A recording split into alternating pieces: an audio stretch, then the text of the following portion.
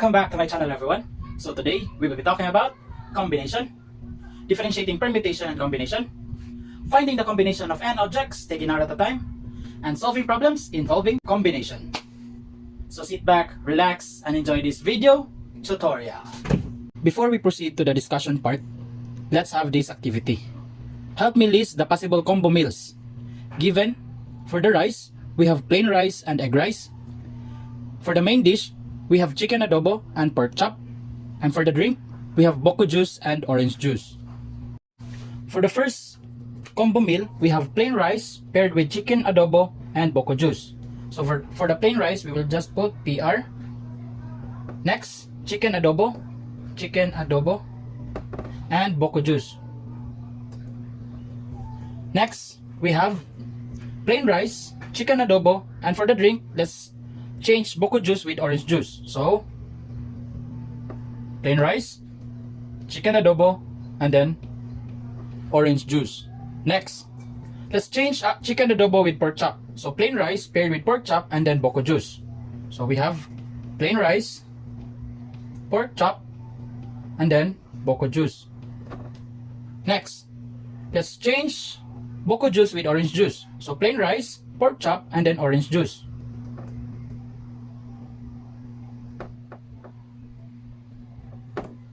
Now, let's change the plain rice to egg rice. So we have egg rice, chicken adobo, and then boko juice.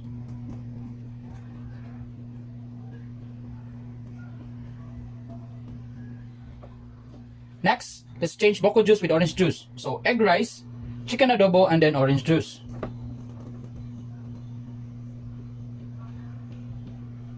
Next, let's change pork chop. Egg rice, pork chop, and then boko juice.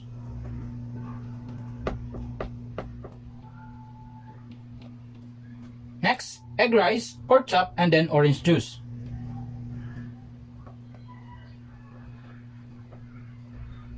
So, how many possible combo meals? There are 8 combo meals. So, this idea of listing the possible combo meals is what we call combination.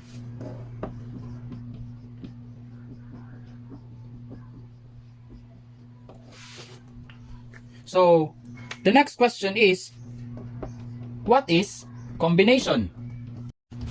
Combination is an arrangement of objects where order does not matter. So again, remember that order does not matter in combination. So, combination is denoted by this symbol, C of N and R. So, what is N here? N stands for the number of objects, while R stands for the number of objects taken at a time.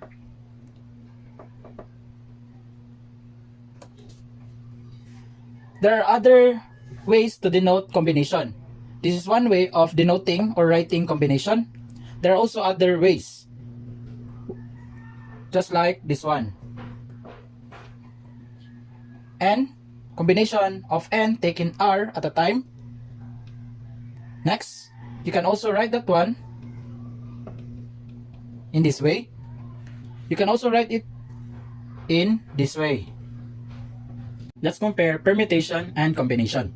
Permutation is an arrangement of objects where order does matter, while combination is an arrangement of objects where order does not matter. Example, let's try to arrange the letters A, B, C in permutation and in combination. So in permutation, because order does matter, then there will be 6 arrangements, namely A, B, C, A, C, B. Next, we'll have B as the first object, followed by A, C. Next is B, C, A. Next, we have C, A, B, C, B, A. There are 6 arrangements for permutation, while for combination, Because order does not matter, then there will be one arrangement for combination. Why? Because ABC has the same components with ACB, BAC,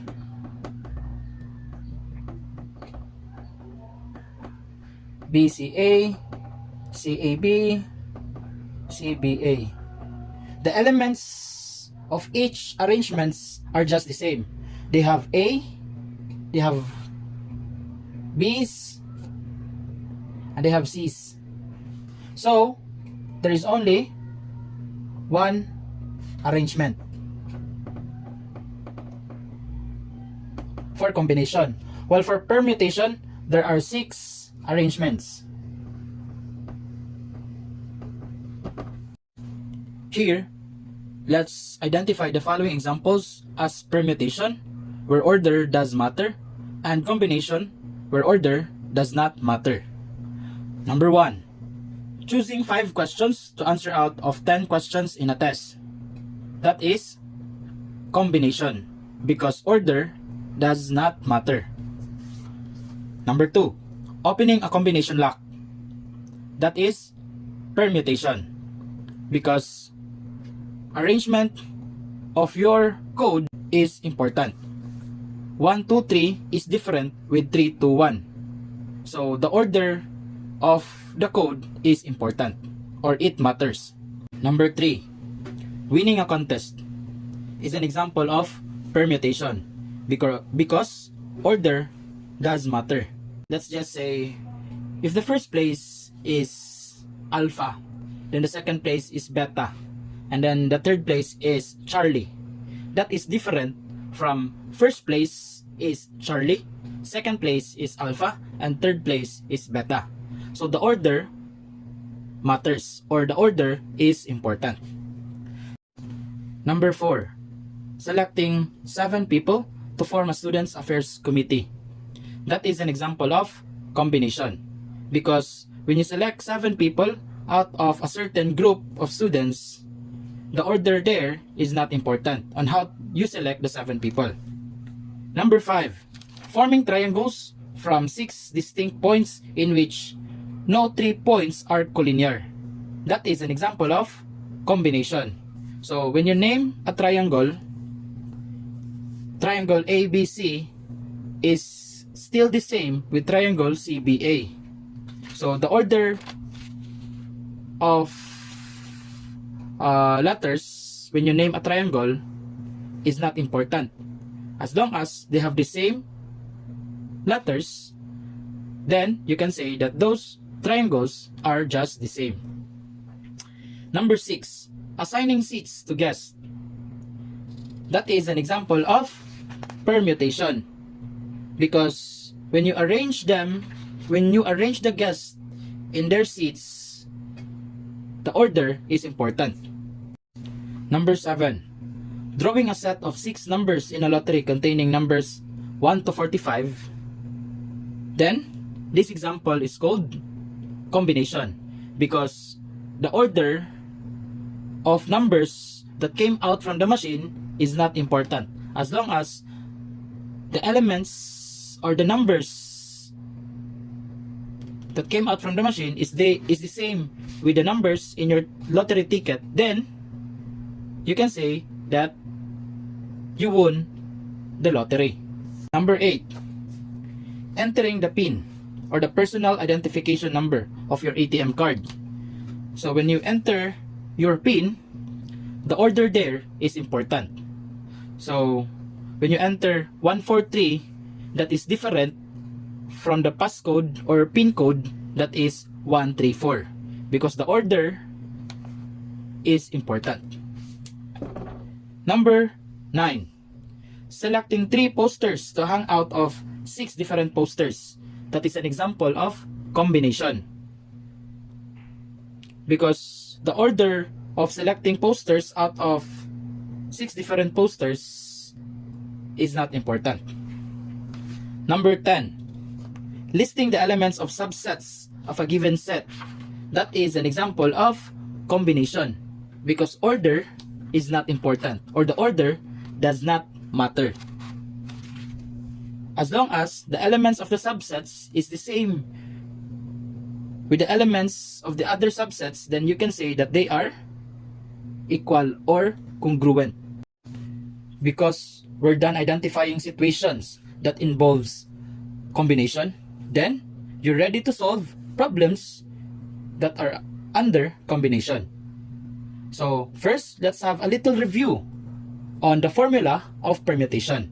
Permutation of n taking r at a time is equal to this formula, which is equal to n factorial over the factorial of n minus r. So the formula for combination is somehow the same with the formula in permutation. What differs is the denominator. As you can see, in our formula for combination,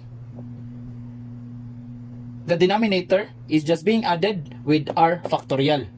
So the formula for combination is C of n taking r at a time is equal to n factorial all over the product of n minus r factorial and r factorial. Let's try to solve this example. In how many ways can a committee consisting of 4 members be formed from 8 people? So first, let's write the formula. Next, let's identify our n and r. Again, n is the number of objects. So the number of people is 8.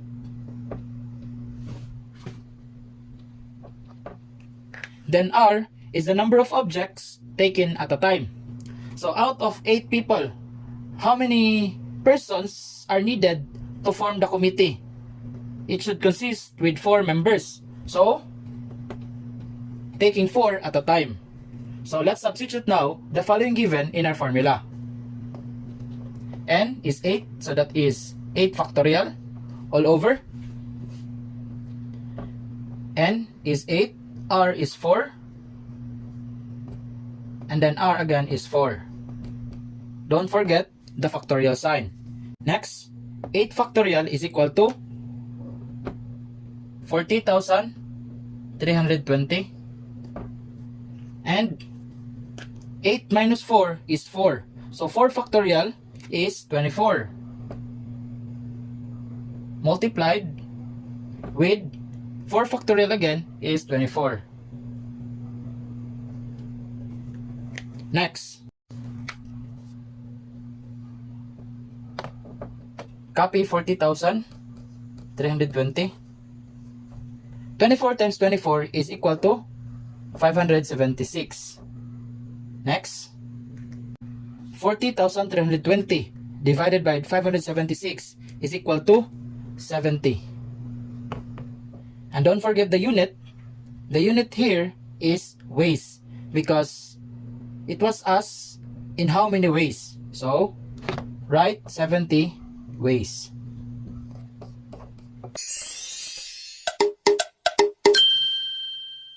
You can also solve permutation and combination using your calculator. So here, I'll be showing you on how to solve this problem using your calculator or your scientific calculator. First, locate this button. As you can see above the multiplication symbol, there you can see NPR. That is for permutation. While above the division symbol is NCR, and that is for combination. Because this example is under combination, let's solve this one using this calculator and using this button. So first, turn on your calculator. Next, as you can see here above, it is written as NCR. So this one should be rewritten as NCR. The value of our N is 8. Write C, and then the value of our R is 4. 8C, 4 should be written in your calculator. So First, write 8. 8. Next, write C. How to write C? Press Shift. Next, press this button, the division symbol. There, you can see 8C. Next is you will write 4. So write 4. And then press equal sign. And the answer will be flashed there. Combination of 8 taking 4 at a time is equal to 70. Let's have 2 more examples. First, let's identify which example is permutation and which example is combination. So again, permutation is an arrangement where order is important, while combination is an arrangement where order does not matter or is not important. So, number 1, is it permutation or combination? Forming triangles from 6 distinct points in which no 3 points are collinear. How many triangles can be formed? So, when we name a triangle example, triangle A, B, C is just the same with triangle C, B, A. Why? Because the letters that compose this triangle is the same with the letters that is composed in this triangle. So, the order of letters is not important. So this one or this example is under combination.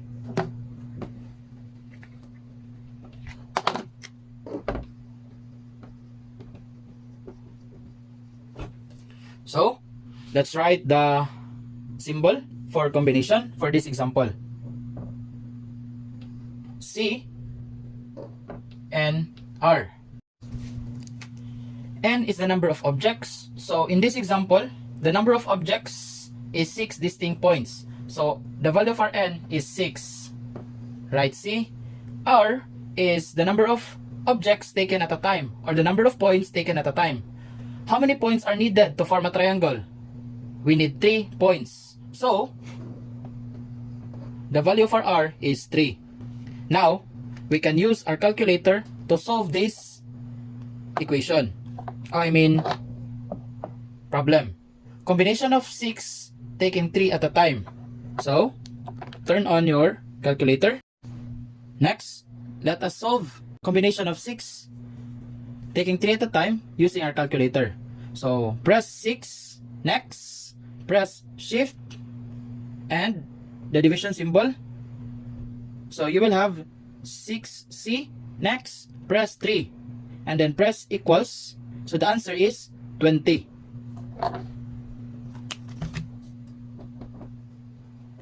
And for the unit of our answer, that is triangles. How many triangles? So there are 20 triangles. Now for number 2, let's identify if it is permutation or combination. How many sets of 6 numbers can be formed in a lottery containing numbers from 1 to 45. So, when you play a lottery wherein you're going to select 6 numbers from 1 to 45, will the order matter? Or is the order of the numbers important? So the answer for that one is no. The order is still not important, or it does not matter. So, number 2 is still an example of combination.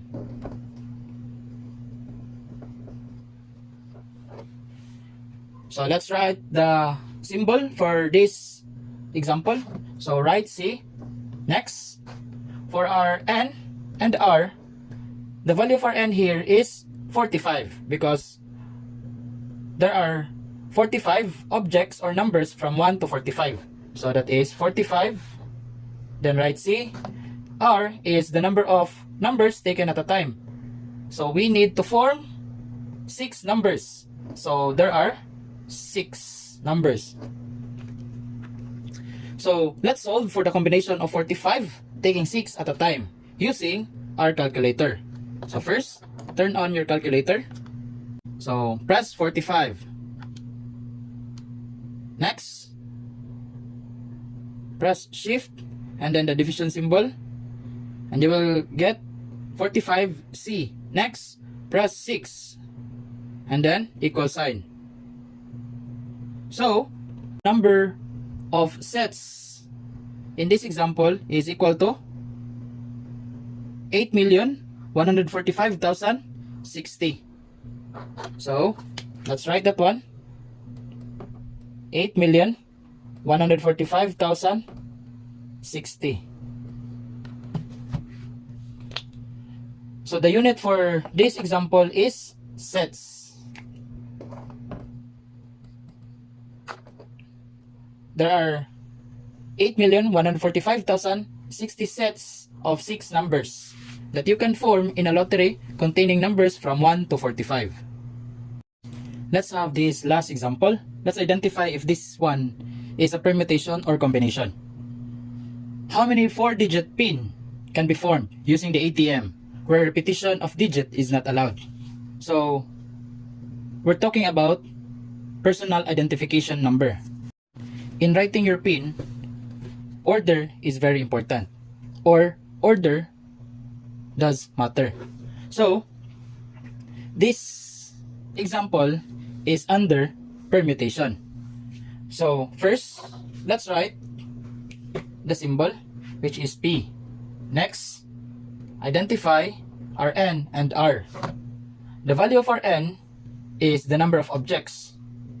How many digits are there in writing a PIN? So there are 10 digits, namely 0, 1, 2, 3, 4, 5, 6, 7, 8, 9. You can choose from 0 to 9. Next, how many numbers are we going to use in our PIN? There are 4 digits. So let's write there 4.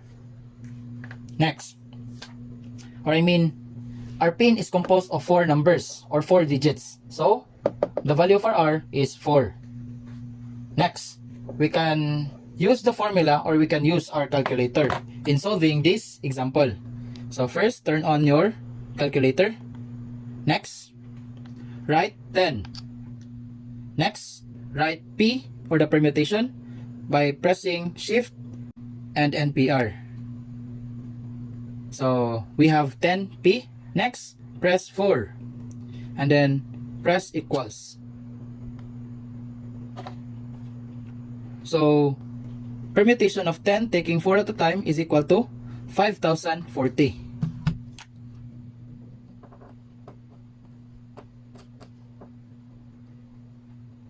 And the unit for this answer is